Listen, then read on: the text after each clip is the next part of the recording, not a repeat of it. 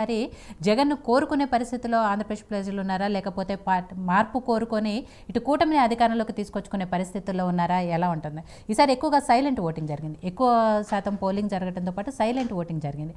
అది ఏ పార్టీకి ప్లస్ అయ్యే అవకాశాలున్నాయి? ఇంకోటి సర్వేలు కానివ్వండి, లేకపోతే ప్రశాంత్ కిషోర్ లాంటి వాళ్ళు కూడా పదే పదే జగన్మోహన్ రెడ్డి మళ్ళీ గెలవడు అని చెప్పడం వెనుక కారణాలు ఏమైనా ఉండొచ్చు?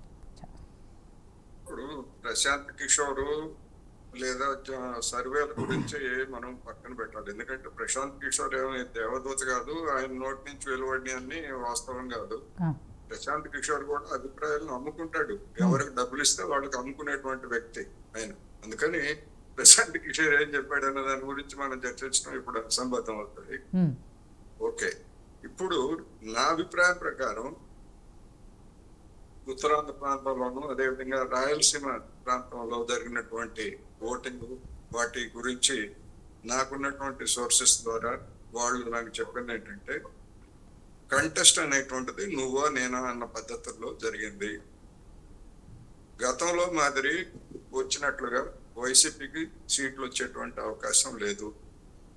ఛాన్సెస్ 50-50% ఛాన్సెస్ తప్ప ఎవరు ఎన్ని చెప్పుకున్నా, మాకు 150 అని వాళ్ళు చెప్పుకున్నా, లేదా 160 అని ఇంకొకరు చెప్పుకున్నా గానీ అంత సీను రెండు పార్టీలకి లేదు.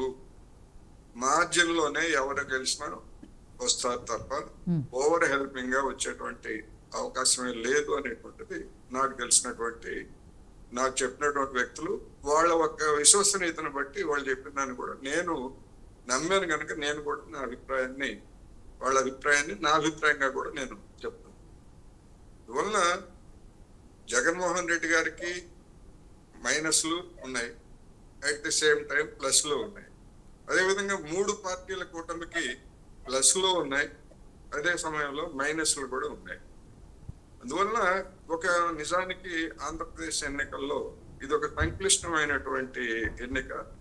ఊహించడానికి కూడా చాలా ఇబ్బంది పడాల్సినటువంటి పరిస్థితి అనేది నా అభిప్రాయం.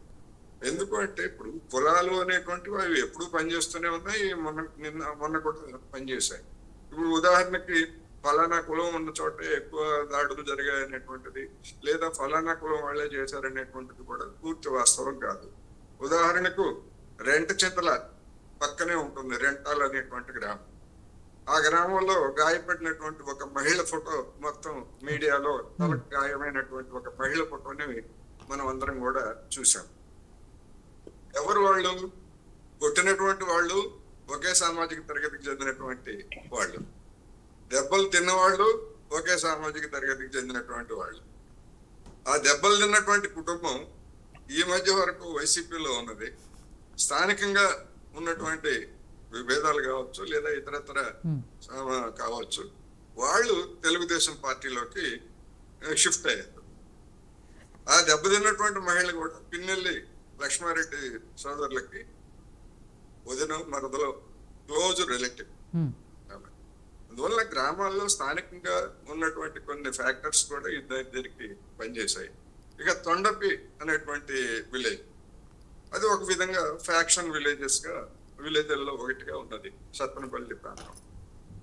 ఇక మాచర్ల ప్రాంతంలో జరిగినటువంటి మిగతా అనేటువంటివి చూసినప్పుడు, గతంలో తెలుగుదేశం అధికారంలో ఉన్నప్పుడు అక్కడ గెలిచినటువంటి ఎమ్మెల్యేలు హవా చలాయించారు. ఇప్పుడు వైసీపీ గెలిచింది కనుక వాళ్ళు హవా చలాయిస్తున్నారు. అందువలన అక్కడ జరిగినటువంటి ఉదంతాలను చూసినప్పుడు గతంతో పోలిస్తే తీవ్రత గాని సంఖ్య గాని తక్కువే. అదేవిధంగా మాదల్ అనేటువంటి విలేజ్, అక్కడ కూడా గతంలో ఎప్పుడు ఘర్షణలు జరగలేదు, కానీ ఈసారి కొన్ని ఉదంతాలు జరిగాయి. అందువల్ల ఇవన్నీ చూసినప్పుడు ఏంటంటే మొత్తం మీద గతంతో పోలిస్తే తీవ్రత తక్కువ. కాకపోతే ఏంటంటే ఎన్నికల కమిషన్ దీని మీద ఎన్నికల కమిషన్కి అందినటువంటి ఫిర్యాదులు, లేదా ఆ ప్రాంతంలో ఉన్నటువంటి పోలీసు అధికారులని వీళ్ళందరినీ కూడా బదిలీ చేయడం, ఆ తర్వాత జరిగినటువంటి పరిణామాలతో ఏంటంటే ప్రచారం అయితే పెద్ద ఎత్తున వచ్చింది. కానీ గతంతో పోలిస్తే రాయలసీమలో కానీ ఇతర ప్రాంతాల్లో కానీ జరిగినటువంటి ఉదంతాలు తక్కువే. మొత్తం శాంతి భద్రతల పరిస్థితికి విఘాతం వచ్చింది అనేటువంటి పరిస్థితి అయితే లేదు. అటువంటి పరిస్థితి కనుక వచ్చి ఉంటే కేంద్ర ప్రభుత్వం ఇంకా తీవ్రమైనటువంటి చర్యలు తీసుకొని ఉండేది. ఎందుకంటే ఆపద్ధర్మ ప్రభుత్వం, దాన్ని ఆపద్ధర్మ ప్రభుత్వాన్ని రద్దు చేసేసి గవర్నర్ పాలన కూడా పెట్టుండేవాడు. కానీ అటువంటి పరిస్థితి ఏమీ రాలేదనేటువంటిది మనకి స్పష్టం.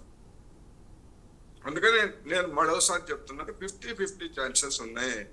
ఎవరికి వచ్చినా గానీ అరౌండ్ 90. లేదు కొంతమంది చెప్తున్నట్టుగా ఇప్పుడు వైసీపీ వాళ్ళు చెప్తున్నారు మాకు 52-53% అని చెప్తున్నారు. లేదు 50% అనుకున్నా కానీ, అటువంటి పరిస్థితుల్లో ఉన్నా కానీ గతంలో కూడా 50% దాదాపు తెచ్చుకుంది వైసీపీ. కానీ తెలుగుదేశం పార్టీ జనసేన మధ్య ఓట్ల చీలిక అనేటువంటిది దానికి ఎక్కువ సీట్లు రావడానికి దోహదం చేస్తుంది. ఒకవేళ అదే 50% ఓట్లు ఈసారి కూడా తెచ్చుకుంటే లేదు తెలుగుదేశం పార్టీ జనసేన ఓట్లు రెండు కలిసి ఓటింగ్ శాతం పెంచుకుంటే అనేక సీట్లలో ఆ పార్టీ ఓడిపోయేటువంటి అవకాశాలు కూడా ఉన్నాయనేది గణాంకాలు మనకి చెప్తున్నాయి. అందువలన అది యాస్టీజ్ గా అట్లా ఉంటుందని మనం అనుకోలేము. అట్ ది సేమ్ టైమ్ పూర్తిగా మొత్తం అంతా ఏదో తారుమారైపోయింది అనేటువంటి అభిప్రాయం కూడా నేనైతే అంగీకరిస్తున్నాను. ఎందుకంటే జగన్మోహన్ రెడ్డి సర్కార్ అమలు జరిపినటువంటి సంక్షేమ పథకాలకి ఒక సాలిడ్ బేసు, సాలిడ్ ఓటింగ్ కొంత మేరకు ఏర్పడింది. అది అతనికి విశ్వాసాన్ని కలిగిస్తా ఉంది.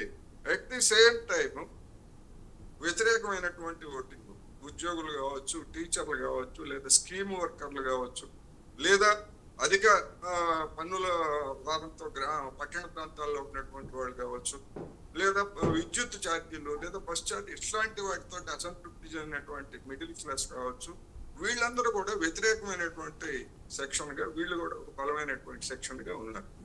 అందువలన ఇవి ఎంత మేరకు పనిచేస్తాయి ఏమిటి అనేటువంటిది మనం అంచనా వేయలేం.